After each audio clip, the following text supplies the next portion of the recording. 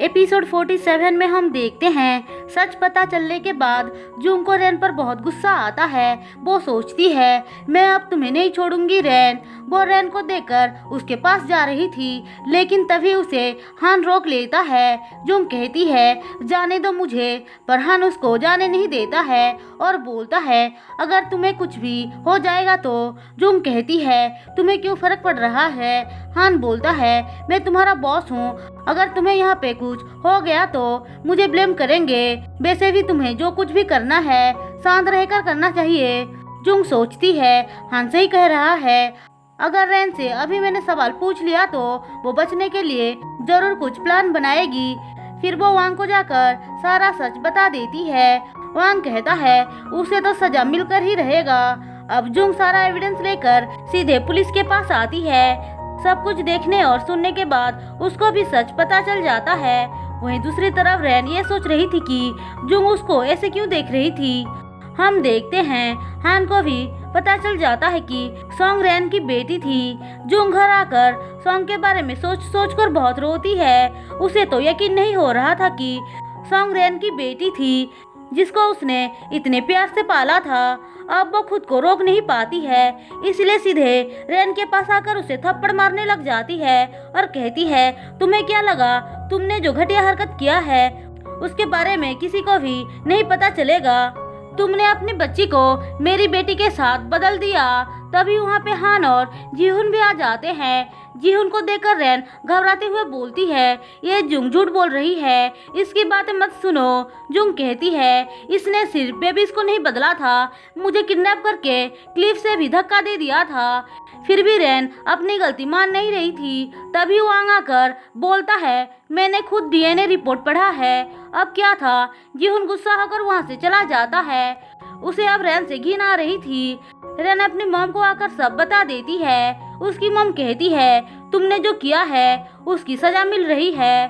थोड़ी देर बाद वहाँ पे जुंग आती है। वो चियोन को सब कुछ बताने आई थी। तभी रैन उसको देख लेती है और जुंग सच ना बता पाए इसलिए चियोन को झूठ बोलकर बाहर भेजने की ट्राई करती है, लेकिन चियोन नहीं जाती है। जुंग उसको सच बता देती है तो उसको यकीन नहीं होता है कि रैन इतना नीचे गिर सकती है। थोड़ी देर बाद वहाँ पे पुलिस भी आ जाती है और उसे अरेस्ट कर लेती है। रैन की मॉम को इस बात पे बहुत गुस्सा आ जाता है, इसलिए वो जुंग के बाल पकड़ लेती है।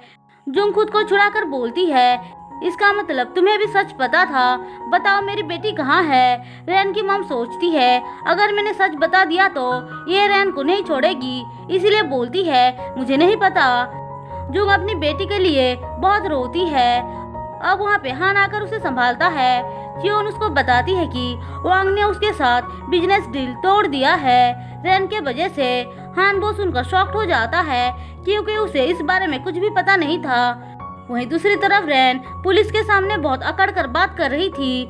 वो ये मान ही नहीं रही थी कि उसने कुछ गलती किया है। डिटेक्टिव जब उसको सबूत दिखाता है तब जाके उसकी बोलती बंद होती है। वहीं दूसरी तरफ हान और वांग के बीच आर्गुमेंट हो जाता है जुंग को लेकर, क्योंकि जुंग कहीं दिखाई नहीं दे रही थी। वांग उसको थप्पड़ मार के बोलता है वो मेरी वाइफ है, तुम अपने हद में रहो। बेचारा हान रूम में चला आता है और जुंग को बार बार कॉल लगाता है। हम देखते हैं जुंग तो सेंगचुल के पास आई थी।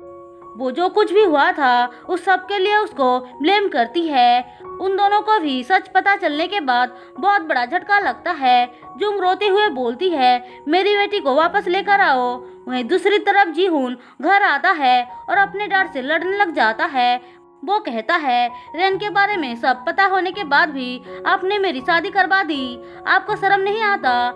वांग कहता है तुम्हें उसके साथ जो करना है तुम कर सकते हो। जीहुन बोलता है मैं उसको डिवोर्स देना चाहता हूँ, वैसे भी आपके वजह से मैं फिर कभी प्यार नहीं कर सकता हूँ। ऐसा बोलकर वो चला जाता है। अब सीन शिफ्ट होकर हमें रैन को दिखाया जाता है। उसे लॉकअप के अंदर कुछ लड़कियां परेशान कर रही थी। वो लोग सिर्फ उतने में ही नहीं रुकते हैं, उसकी जमकर धुलाई करती हैं। रैन को लग रहा था कि चियोन उसे कैसे भी करके बाहर निकाल लेगी, लेकिन उसे क्या पता था कि उसकी मॉम के लाख गिड़गिड़ाने के बाद भी जो रैन की हेल्प करने से मना कर देती है।